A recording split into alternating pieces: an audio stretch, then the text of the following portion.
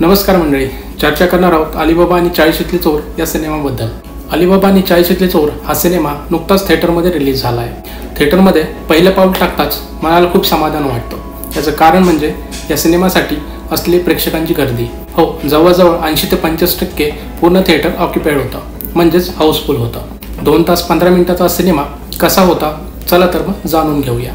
तोपर्यंत चॅनेलवर जर नवीन असाल तर हा व्हिडिओला लाईक, शेअर आणि चॅनेलला सबस्क्राईब करायला एवढं विसरू नका। 7 जिवलग मित्र आणि त्यांची पार्टी आणि त्याच पार्टीमध्ये अचानक लाईट जाणे आणि त्याच अंधारामध्ये एक चुंबन आणि त्यासोबतच एक चापराक। ते चुंबन कोणी केलं, त्यासाठी सहमती होती का आणि शेवटी चुंबन घेणाऱ्याला पश्चाताप देखील होतो का, या सगळ्या प्रश्नांची उत्तरे जर तुम्हाला हवी असतील तर तुम्हाला हा सिनेमा थिएटरमध्ये जाऊन पाहावा लागेल। सिनेमाची एकंदरीत स्टोरी आपण ट्रेलरमध्ये पाहतानाच आपल्याला समजली होती। ही गोष्ट आहे 3 जोडपी आणि एका अविवाहित पुरुषाची।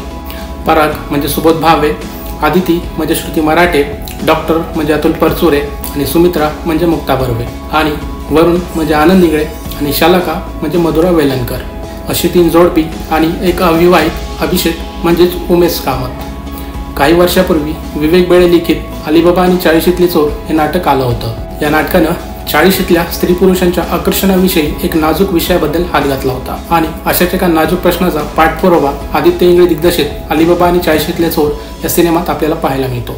7ही कलाकारांनी खरंच खूप उत्तम काम केलं आहे। सुबोध भावे, आनंद इंगळे आणि अतुल परचुरे यांनी साकारलेल्या भूमिका तुम्हाला खिळवून ठेवतात। मुक्ता बर्वे, मधुरा वेलणकर आणि श्रुती मराठे यांनी खूप सुंदर असा अभिनय केला आहे। पण या सगळ्यांमध्ये आपण जर कोणाशी जास्त रिलेट करत असतो तर तो आहे उमेश कामत। तारुण्यात राहून गेलेल्या काही अतृप्त इच्छा 40शीत आल्यानंतरच का वर येतात आणि मग त्या नैतिक आहेत की अनैतिक, आपल्या भावना आणि त्या भावनावर सामाजिक दबाव आणि या सगळ्या गोष्टींचा परिणाम आपल्या आयुष्यावर कसा होतो, हा विषय या सिनेमात दाखवण्यात आला आहे आणि तोही अत्यंत छान पद्धतीने मांडला देखील गेला आहे। सिनेमा जसजसा पुढे जातो तसतसा प्रत्येक सिनेमाच्या कॅरेक्टरबद्दल हा सिनेमा जसजसा पुढे सरकत जातो तसतसा या सिनेमाच्या प्रत्येक कॅरेक्टरची गोष्ट अजूनच कॉम्प्लिकेटेड होऊन जाते।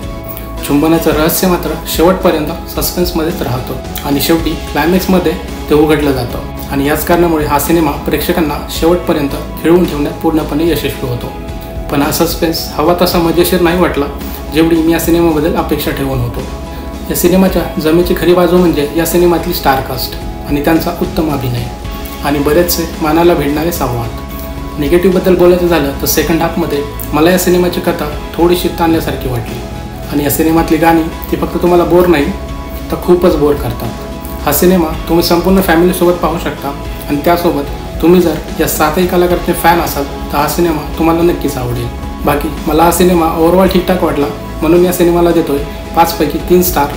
बाकी तुम्ही हा सिनेमा पाहिला की नाही आणि पाहिलाच असेल तर तुम्हाला कसा वाटला कमेंट्समध्ये नक्की कळवा। तोपर्यंत भेटूया पुढच्या व्हिडिओमध्ये। जय महाराष्ट्र।